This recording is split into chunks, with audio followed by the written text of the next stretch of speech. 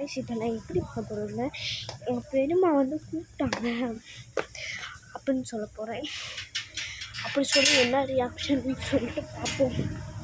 அப்புறம் வந்து என்னம்மா கூப்பிட்டீங்க அப்புறம் அந்த பிள்ளை கன்ஃபார்மாக வந்து கேட்கும். ஸோ அந்த பிள்ளைக்கே தெரியாமல் வீடு இருக்கணும். அதுவே ரொம்ப டஃப். ஏதாச்சும் ஒரு பிளான் பண்ணேன். ஓகே நான் வந்து ஷார்ட்ஸ் பார்க்குற மாதிரி கொஞ்சம் அது நடுவில் ஸ்கிரிப்டேன். விலாஷன் வா. விலாஷன் உன்னை எப்படி தேமா கூப்பிட்டாங்க வா.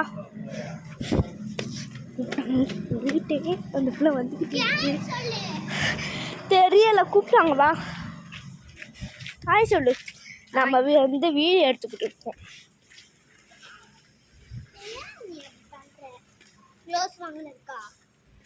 இல்லை தெரியல கூப்பிட்டாங்க எனக்கே தெரியலை எதுக்குன்னு கேட்டேன்.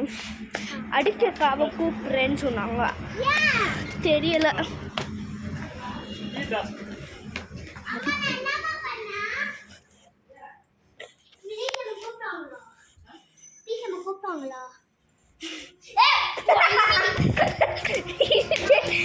ஃபர்ஸ்ட் இரிட்டேட்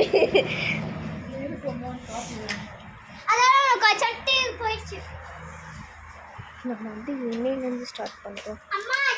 இன்னையிலேருந்து நாளைக்கு வரைக்கும். இது 17 நைட்டு டு 18 நைட்டு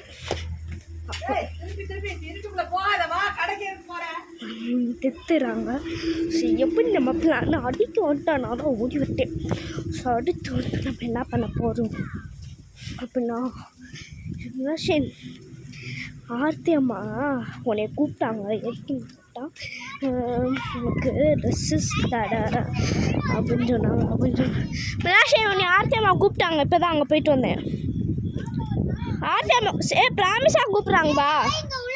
சரி ஆர்த்தி அம்மா ப்ராமிஸாக கூப்பிட்றாங்க வா. எங்கள் அம்மா கன்சீவாக இருக்காங்க. நாளைக்கு 4 கழிச்சு தான் டெலிவரி. ஸோ அதனால வலிக்கலையே ஏதாச்சும் வந்து அதுக்காக அப்படி ஓடுது.